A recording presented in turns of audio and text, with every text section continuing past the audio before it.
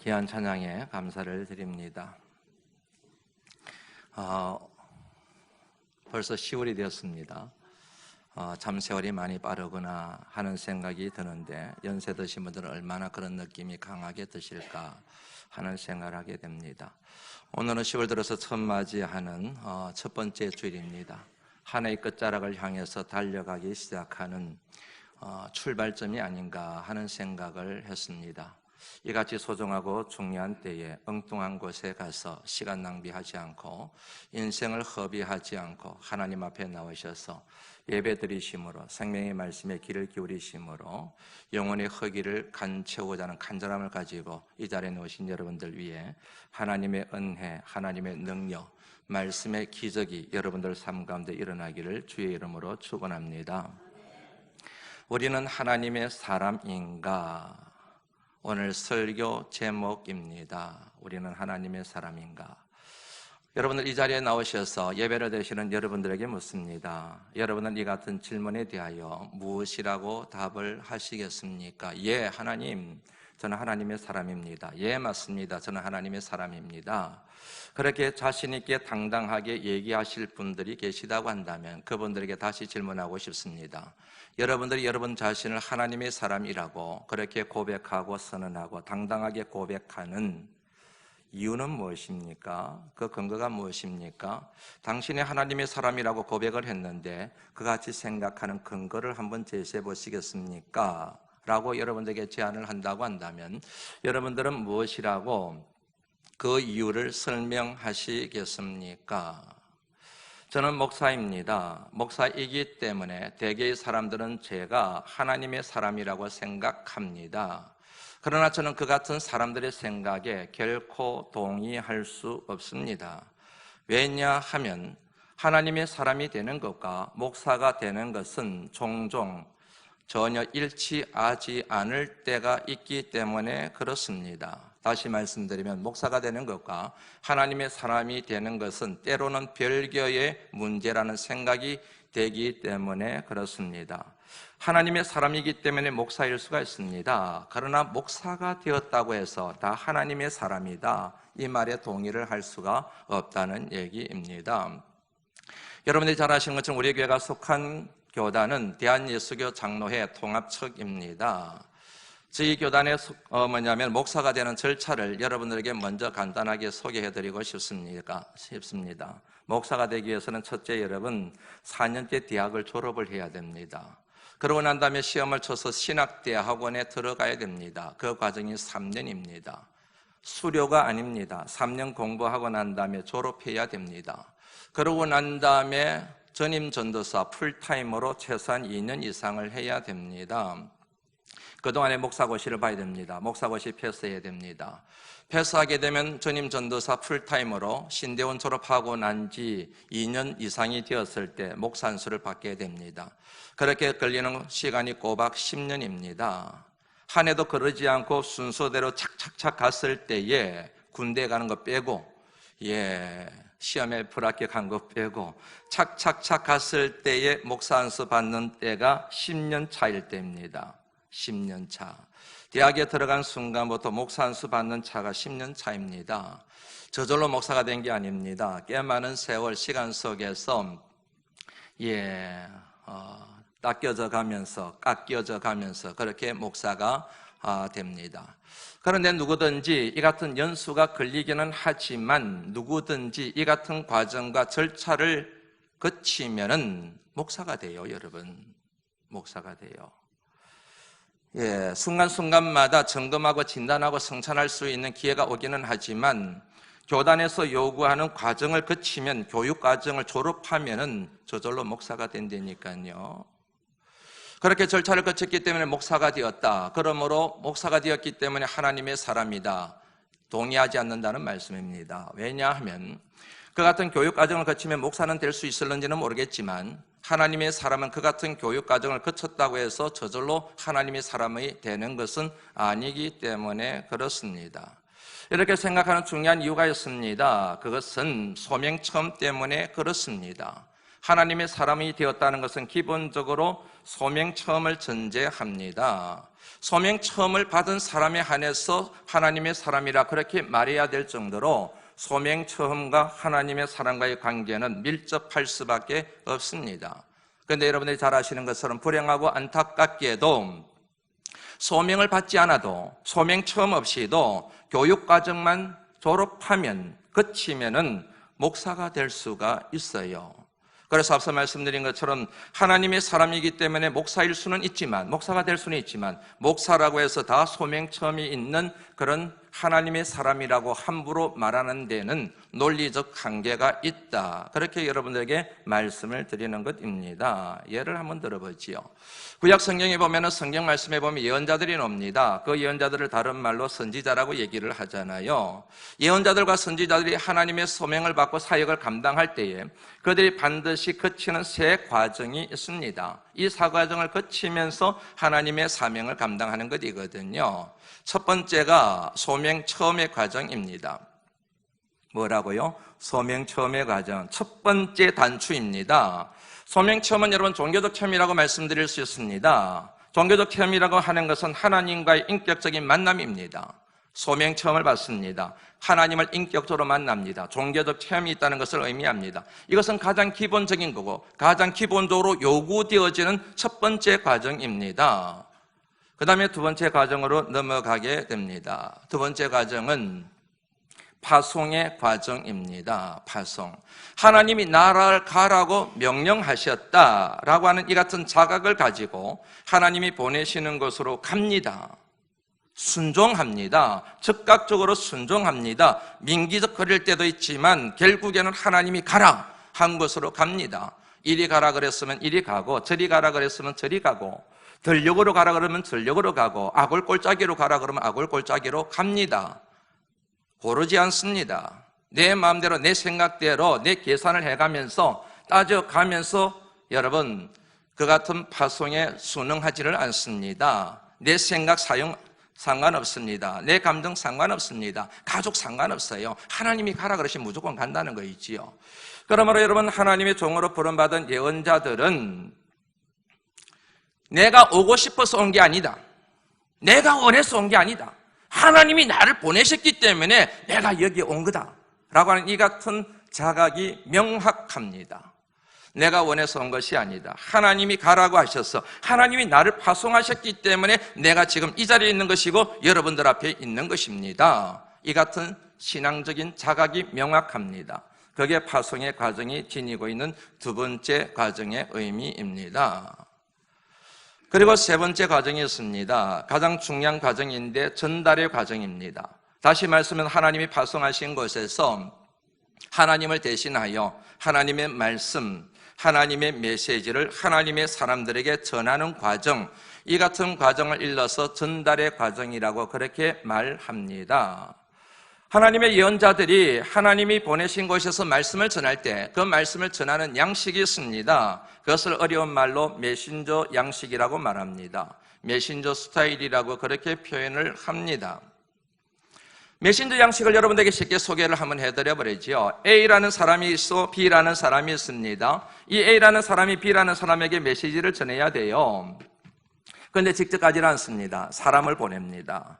그러면 여러분 A라는 사람이 종이나 다른 사람을 보내서 B라는 사람에게 메시지를 전할 때 종이 혹은 보냄을 받은 사람이 B라는 사람에게 가서 뭐라고 얘기하는 게 맞습니까? A가 말씀하시기를, 주인이 말씀하시기를 이렇게 저렇게 말씀하셨습니다. 이렇게 말해야 되잖아요. 이 같은 말하는 형식을 일러서 메신저 양식이라고 그렇게 얘기를 합니다. 그러므로 여러분 예언자들, 보내심을 받은 전달해야 될 하나님의 종들은 항상 가서 여호와께서 가라사대, 여호와께서 말씀하시되, 여호와께서 내게 이르시기를 이렇게 말씀하셨습니다. 그렇게 말하는 것이지요. 여호와께서 가라사대를 외쳐야 되는 것이지 내가 가라사대를 하면 안 됩니다. 내 말을 하면 안 됩니다. 내 주장을 하면 안 됩니다. 내 철학을 얘기하면 안 됩니다. 하나님의 뜻, 하나님의 음성, 하나님 말씀을 그대로 여호와께서 가라사대, 여호와께서 이르시기를, 여호와께서 말씀하시기를, 여호와께서 내게 이렇게 말하라고 말씀하셨습니다 라고 이렇게 얘기를 해야 된다는 것이지요. 여러분들이 잘 아시는 것처럼 예언자들이 태동된 역사적 배경은 언제나 이스라엘 백성들의 죄입니다. 악입니다. 죄가 간영하고 악이 차 있을 때에 그 이스라엘 백성들, 하나님의 선민들로 하여금 죄를 자각하고 하나님 앞으로 돌아오도록 하기 위하여 하나님이 시킨 사람들이 바로 예언자들이지 않습니까? 그러므로 여러분, 예언자들의 메시지의 중심 내용은 심판의 메시지예요. 심판의 메시지를 이루는 두 가지 요소가 있습니다. 하나는 죄를 지적하는 겁니다. 악을 지적하는 겁니다. 잘못을 지적하는 것입니다. 그러고 나서 두 번째 요건은 회개를 촉구하는 겁니다. 너희들이 죄를 지었어, 악을 지었어, 이것을 회개해야 돼. 이 두 가지 요소를 일러서 심판의 메시지라고 얘기를 합니다. 심판의 메시지만 있는 건 아니에요. 희망의 메시지를 합니다. 그러나 희망의 메시지, 예언자들에 의해서 선포되어지는 희망의 메시지, 소망의 메시지는 언제나 심판의 메시지를 전제합니다. 죄를 자각하고 하나님 앞에 그 죄를 용서받을 때 그때 하나님으로부터 구원, 다시 말하면 희망과 소망이 임하게 된다라고 하는 이 같은 구조를 가진다는 얘기지요. 정리가 되시죠? 잘 따라오셔야 됩니다. 예수님의 메시지, 이 땅에 예언자 중에 예언자, 선지자 중에 선지자로 오신 주님이 공생애를 시작하실 때 처음으로 선포하신 말씀 속에서도 우리가 알 수가 있지요. 예수님의 공생애를 시작하시면서 처음으로 선포하신 메시지가 뭐였습니까? 회개해, 천국이 가까이 왔어. 여기서 여러분, 천국은 희망입니다. 천국은 소망입니다. 모든 사람들이 그렇게 간절히 바라고 있는 것입니다. 그런데 그 같은 천국을 얻고 천국에 들어가기 위해서는, 하나님 나라를 얻기 위해서는 전제 조건이 있어야 된다는 거죠. 회개해야 돼. 다시 말씀드리면 자신의 죄를 자각하고 그 죄를 하나님 앞에 회개하는 것, 이것이 전제되어야만 천국을 소유할 수 있음을 예수님께서 공생애를 시작하시면서 그리 말씀하셨다 하는 것입니다. 여러분들한테 여쭤볼까요? 여러분들은 희망의 메시지가 좋으세요? 아니면 심판의 메시지가 좋으세요? 솔직히 말씀하세요. 희망의 메시지가 좋습니까? 아니면 심판의 메시지가 좋습니까? 네, 맞아요. 정직하시네. 역시 우리 바람반석의 성도님들 정직해서 좋습니다. 예, 맞아요. 여러분, 심판의 메시지 싫어요. 듣기 싫어요. 덜 추워내는데, 자꾸 끄집어내는데, 자꾸 치는데, 자꾸 마음을 불편하게 만드는데, 여러분, 여러분 그 같은 메시지를 좋아할 사람이 이 세상에 어디 있겠습니까? 여러분, 이스라엘 백성들도 마찬가지죠. 그래서 예언자들이 와가지고 매일 심판의 메시지를 전하고, 그러고 난 다음에 회개해야만 희망을 얻을 수 있다고, 구원을 얻을 수 있다고 이 얘기를 하니까 싫은 거예요. 싫어요. 예언자들이 너무 미워요. 그래서 위협해요. 협박해요. 죽이려고 다리를 들어요. 돌을 던져요. 그럼에도 불구하고 예언자들은 포기하지 않아요. 여호와께서 가라사대를 포기하지 않아요. 심판의 메시지 선포하는 것을 멈추지 않아요. 타협하지 않아요. 양보하지 않아요. 직면해요. 도전해요. 죽이면 죽여라. 그렇게 여러분, 심판의 메시지를 들고 이스라엘 백성들 앞에 담대하게 서요. 왜요? 앞서 말씀드린 첫 번째 과정 때문에 그런 겁니다. 소명 처음의 과정. 소명 체험을 했거든요. 종교적인 체험을 했거든요. 하나님과 인격적인 만남을 가졌거든요. 그 만남을 통하여 하나님은 전능하신 하나님, 창조주 하나님이시며 그 하나님이 살아계시며 그 하나님이 생사화복을 주관하시는 하나님, 여기에 대한 자각이 생겼거든요. 그래서 여러분, 육신을 핍박하고 박해하고 육신을 죽이는 사람을 두려워하지 않는 거예요. 왜냐하면 자기가 믿는, 자기가 만난 하나님은 육신만 죽이는 것이 아니라 영혼까지도 죽여버리시거든요. 사람이 육신을 죽여도 하나님을 붙들고 있으면, 하나님을 믿으면 결국은 하나님께서 육신은 죽었지만 영혼은 영원히 살게 할 것이라는 믿음이 그들에게 있었거든요. 그래서 육신을 죽이는 사람들을 두려워하지 않고 육신뿐만 아니라 영혼까지도 파괴해버리시는 그 하나님을 두려워하는 경외하는 믿음이 있었기 때문에 사람을 두려워하지 않는 거예요. 위협을 두려워하지 않는 거예요. 하나님의 말씀을 곧이곧대로 심판의 메시지를 전하고 내가 가라사대를 외치는 것이 아니라 여호와께서 가라사대를 외치는 것입니다. 소명체험 때문에.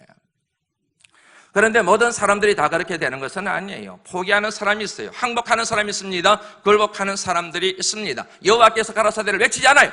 심판의 메시지를 하지 않아요. 희망의 메시지만 전해요. 달콤한 얘기만 해요. 내가 가라사대를 외치는 것이지요. 그런 사람들을 일러서, 그런 예언자들을 일러서 성경은 거짓 예언자라고 얘기를 해요. 이 같은 거짓 예언자들이 태동하게 되는 중요한 이유가 있습니다. 그들에게는 뭐가 없을까요? 하나님과 인격적인 만남이 없는 거예요. 다시 말씀드리면 그들에게는 소명처음이 없는 거예요.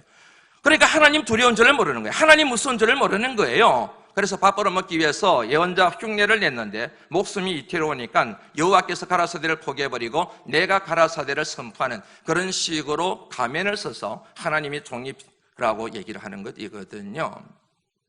정리가 되시죠, 여러분? 예언자라고 해서 다 같은 예언자는 아닙니다. 거짓 예언자가 있는가 하면 참 예언자가 있습니다. 참 예언자를 일러서 하나님의 사람이라고 말하는 겁니다. 거짓 예언자는 하나님의 사람이 될 수가 없어요.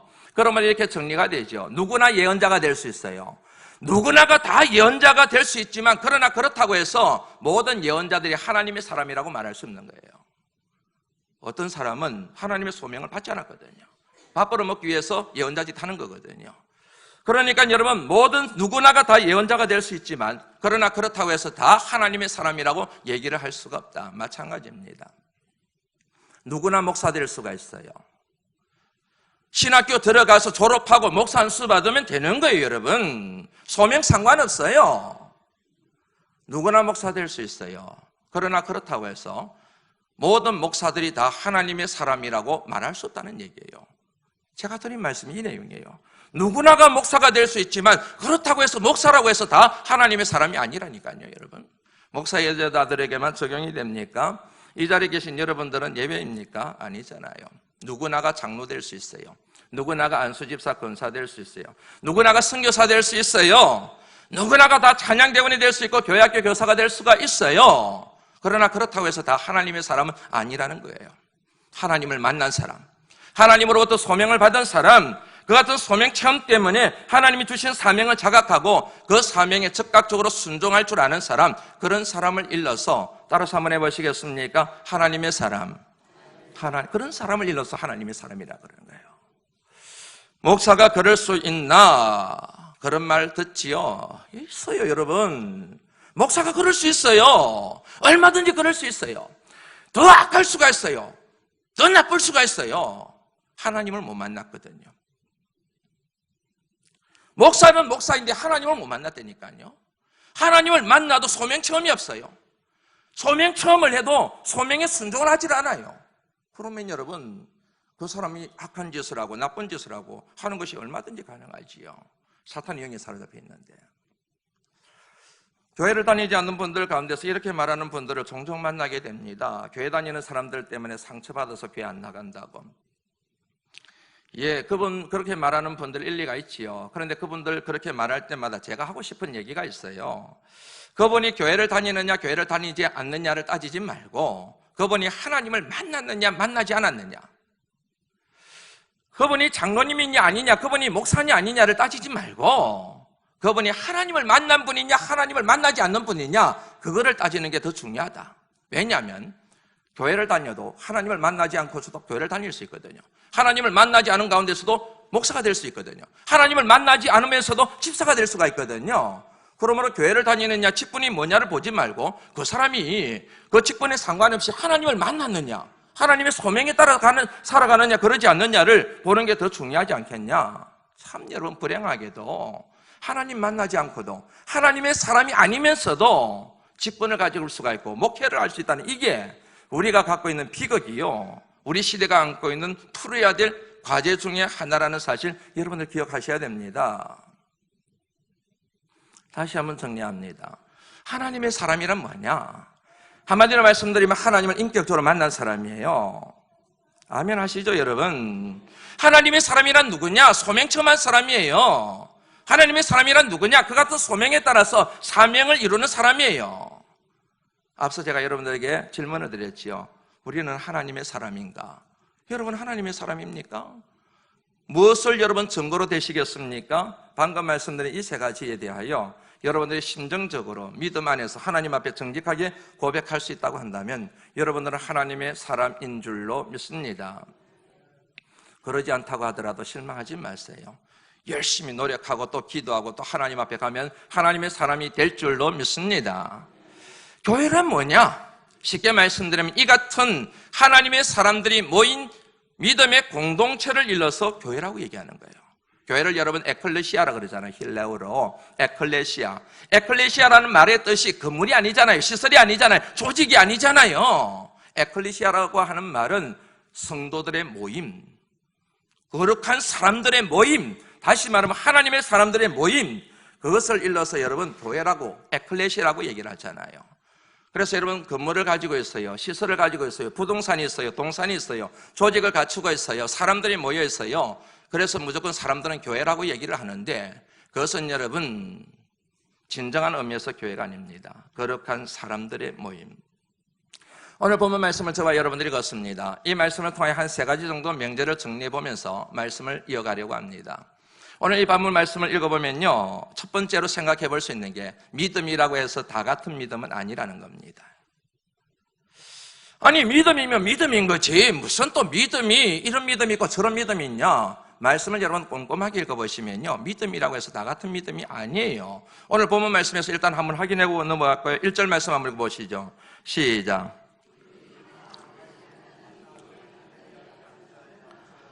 자기를 기쁘게 하지 아니할 것이라. 이 말씀에 보면은요, 두 부류의 사람이 나와요. 믿음이 강한 우리라는 편이 나와요. 그 다음에 두 번째 사람은 믿음이 약한 자라는 편이 나와요. 다시 말씀드리면은 믿음이 강한 사람이 있고 믿음이 약한 사람이 있다는 얘기예요. 다시 말씀드리면 강한 믿음이 있고 약한 믿음이 있다는 얘기예요. 다른 성경 말씀의 본문을 빌리면은 장성한 분량의 이런 믿음이 있는가 하면 어린아이 같은 믿음이 있다는 얘기잖아요. 큰 믿음이 있는가 하면 작은 믿음이 있다는 얘기잖아요. 그 믿음이 살아있는 믿음이 있는가 하면 그 믿음이 죽은 믿음이 있다는 얘기잖아요. 믿음은 믿음인데 세상을 이기지 못하는 믿음이 있는가 하면 세상을 이기는 믿음이 있다는 얘기잖아요. 믿음인데 그 믿음이 음부의 권세를 이기는 믿음이 있는가 하면 음부의 권세 이기지 못하고 항상 음부의 권세에 당하는 믿음이 있다는 얘기잖아요. 믿음이라고 해서 다 같은 믿음이 아닙니다. 항상 여러분 염두에 두셔야 됩니다. 믿음이라고 해서 다 같은 믿음이 아닙니다. 둘째 생각해보고 싶은 것은요, 믿음이 강한 사람을 하나님이 사용하신다는 겁니다. 1절 말씀, 2절 말씀을 가만히 꼼꼼하게 성찰해보고 되짚어보면은요, 다시 한번 정리를 해보지요.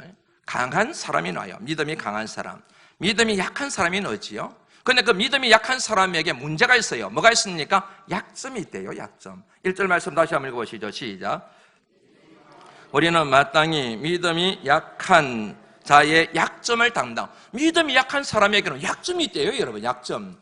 오늘 이 본문 말씀에는 그 약점이 무엇인지가 기술되어 있지를 않아요. 그런데 분명한 것은 그 약점 때문에 실패한다는 거예요. 그 약점 때문에 실수한다는 거예요. 그 약점 때문에 제 길로 들어선다는 거예요. 그 약점 때문에 사탄의 공격을 받아가지고 거꾸로 떨림을 당하게 된다는 거잖아요.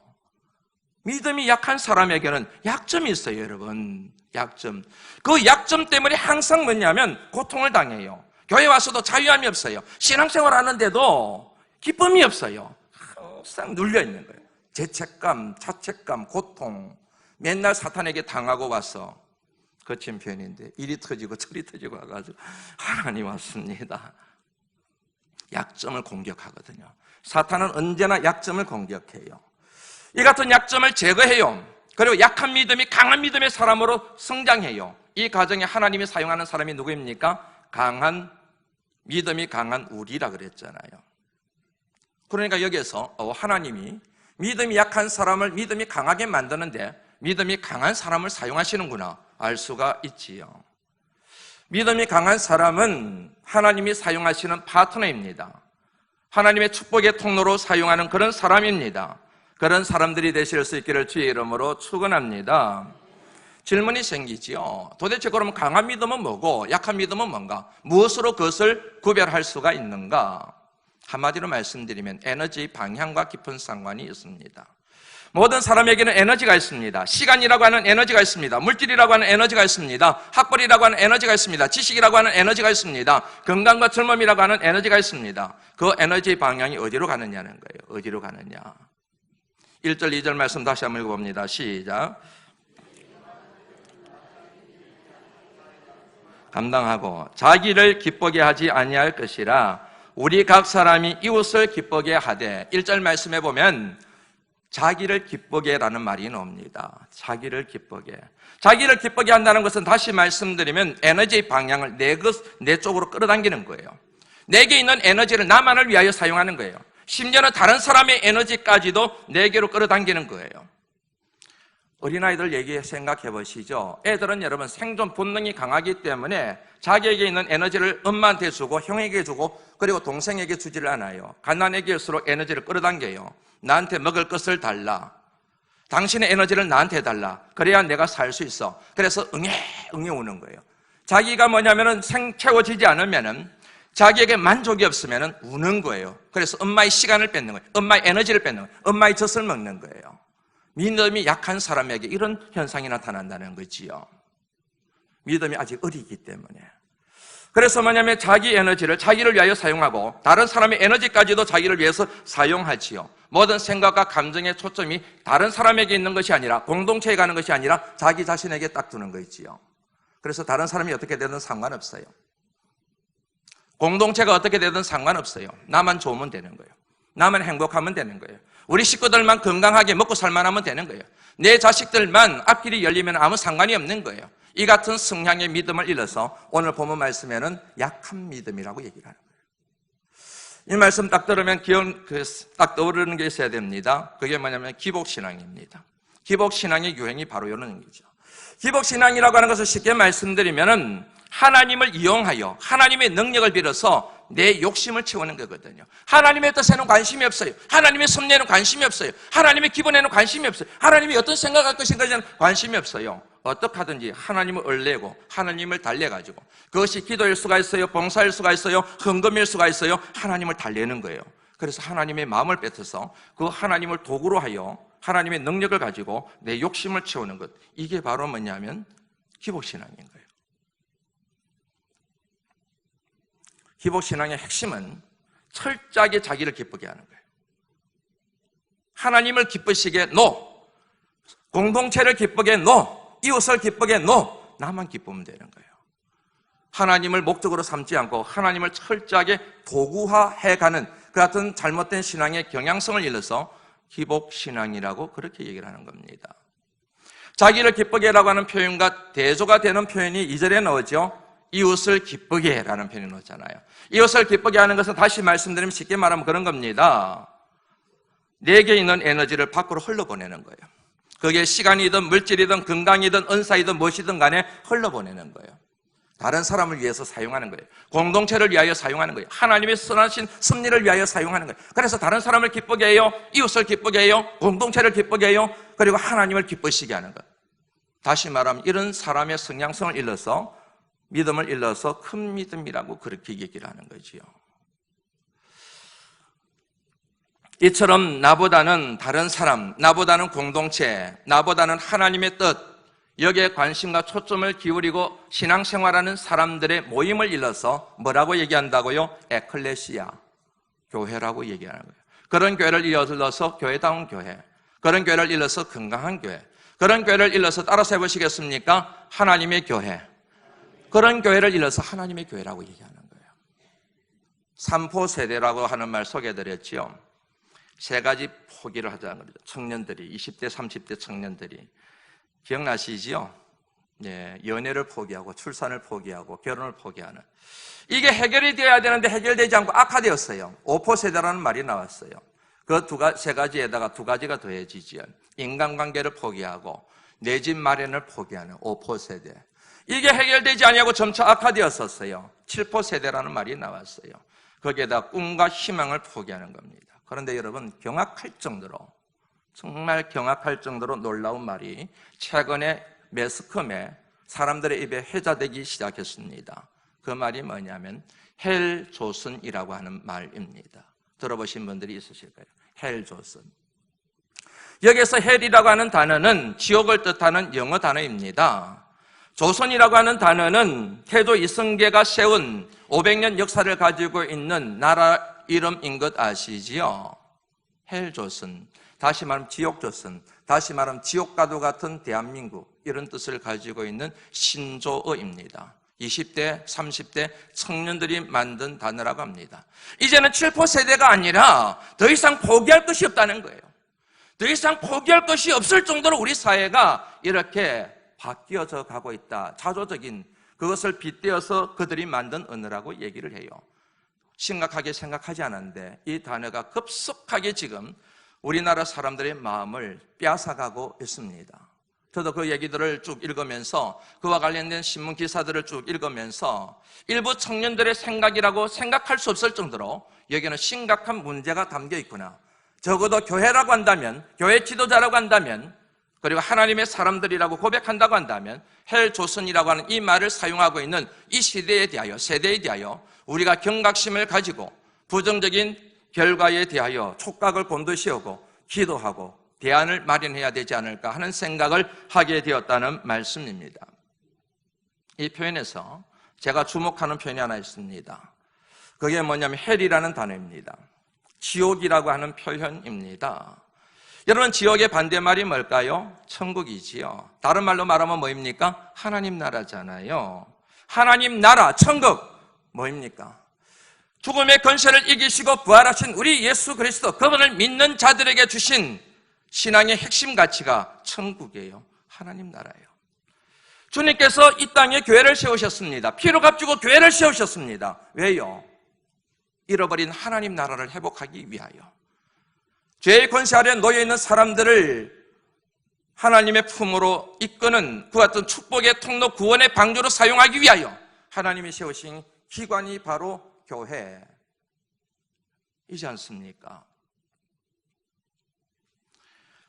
교회와 이 땅의 그리스도인들이, 목회자들이 생명을 걸고 지켜야 될 핵심 가치, 하나님 나라. 그런데 지옥이라뇨. 지옥이라뇨. 이 땅에 교회들이 얼마나 많은데 지옥이라뇨. 이 땅에 목회자들이 얼마나 많은데 지옥이라뇨. 이 땅에 그리스도인들이 이렇게 많은데 지옥이라뇨. 지옥. 이 땅에 신학교들이 얼마나 많은데 지옥이라뇨. 여러분, 교회가 없으면, 교인들이 없으면 지옥이라고 말할 수가 있어요. 그런데 이 땅에 여러분들이 아시는 것처럼 교회가 얼마나 많아요. 한 해에 쏟아져 나오는 신학교 출신들이 1000명을 넘었어요. 갈 데가 없어요. 이렇게 목회자들이 많은데 이 강남 1지구만 하더라도 교회가 수십 개인데 왜 우리 사회는 청년들은 7부 세대를 지나가지고 지옥이라고 얘기를 할까요? 여러분, 지옥이라고. 너무 마음이 아파요. 그래서 여러분들에게도 사과하고 싶고 청년들에게도 용서를 구하고 싶고 하나님 앞에도 얼굴을 들지 못하겠어요. 그래서 저는 감히 하나님의 사람이라는 말을 용납하지 못하겠어요. 목사일는지는 모르겠는데 내가 과연 하나님의 사람인가에 대해서 확신이 안 서기 때문에 그래요. 왜 이런 일이 생겼을까요? 우리가 여러분 소명을 잃어버렸기 때문에 그런 거잖아요. 소명처음에 따라 살아가야 되는데 소명처음과 상관없이 하나님의 능력을 빌어서 내 욕심이나 채우려고 하는 이 같은 거짓된 신앙 때문에 교회가 이렇게 많아도, 목회자들이 많아도, 신학교가 그렇게 많아도, 성도들이 그렇게 많아도 천국이 아니라 하나님 나라로 바뀌어져 나가는 것이 아니라 점점 더 지옥으로 바뀌어져 가고 있는 이런 현실이 우리 눈앞에 닥친 이유이지 않겠습니까? 한국교회가 하나님의 교회이며 목회자들이 하나님의 사람이며 교회 안에 있는 모든 직분자들과 성도들이 하나님의 사람이라고 한다면 어떻게 이런 일이 일어날 수 있겠냐는 얘기잖아요. 여러분, 여러분들을 꾸짖는 것 아닙니다. 그냥 속이 상해서, 저 자신에도 속이 상해서 그러는 겁니다. 지금 세계에는 환경의 위기 같은 것은 없다. 문제는 정치의 위기만 있다. 최근에 퇴임한 우루과이 전 대통령이 은퇴를 하면서 한 말이라고 합니다. 이번에 얘기를 가만히 곱씹어보면서 참 정직한 분이구나 하는 생각이 듭니다. 환경의 문제는 환경의 문제이지 뭔 정치하고 연결시켜, 이게 아니라 환경의 위기도 결국에는 정치인들이 정치를 잘못했기 때문에 그렇다. 대통령으로서, 정치가로서 그런 말하기가 참 쉽지 않거든요. 내 책임이다 이 얘기잖아요.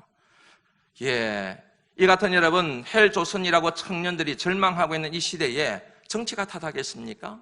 경제 탓하겠습니까? 사회구조 탓하겠습니까? 그거는 여러분 그것을 감당해야 될 사람들이 해야 되는 거이고 그리스도인으로서 하나님의 사람이라고 말하는 우리들이 관심을 기울여야 될 것은 뭡니까? 하나님, 내 탓입니다. 내가 하나님의 사람으로 살지 못했기 때문입니다. 내가 섬기는 교회가 하나님의 교회가 되지 못했기 때문입니다. 하나님, 저희들의 죄를 용서하여 주시고 다시 한번 이 땅에 기회를 허락하여 주옵소서. 그리 고백하는 것이 정직한 믿음의 고백일 줄로 믿습니다. 다시 말하면 정체성을 잃어버린 것, 소명처음을 잃어버린 것, 소명처음 없이 거짓된 메시지를 선포했던 선지자들처럼 거짓된 목회를 하고 거짓된 말씀을 선포하고 거짓된 기도를 하고 교회 안에서 거짓된 신앙을 통하여 자기는 구원받은 채 그렇게 자만하고 교만했던 우리의 책임이지 않겠습니까? 프로젝트 120 꾸준하게 달려왔습니다. 오늘이 벌써 21번째입니다. 구체적인 실천 방안으로 하자하는 사람들, 하나님의 자부심이 될 사람들이라고 하는 구체적인 실천 방안도 여러분들에게 소개를 했습니다. 이 같은 여러분 운동은 우리 시대를 지배하고 있는 음부의 권세에 대한 믿음의 저항 운동이라고 저는 그렇게 생각을 합니다. 더 이상 용납할 수가 없습니다. 사탄이 이 시대에 사람들의 정신과 혼을 빼서 짓밟아가고 있는 이 같은 현실, 그래야 청년들이 지옥이라고 말하는 이 현실을 우리가 묵과할 수 없다는 얘기입니다. 믿음의 사람이 되어 하나님의 사람이 되어 음부의 권세를 파는 하나님의 사람들이 되실 수 있기를 주의 이름으로 축원합니다. 저와 여러분들이 작정하고 저와 여러분들이 결심하고 났으면 천지 우주 만물을 창조하신 창조자 하나님께서 저와 여러분들과 함께 하실 줄로 믿습니다. 능력을 주실 줄로 믿습니다. 권세를 주실 줄로 믿습니다. 그런 하나님의 사람, 목사이기 전에 하나님의 사람, 집사이기 전에 먼저 하나님의 사람, 그런 하나님의 사람과 하나님의 교회가 될 수 있기를 죽음의 권세를 이기시고 부활하신 주님의 이름으로 축원합니다.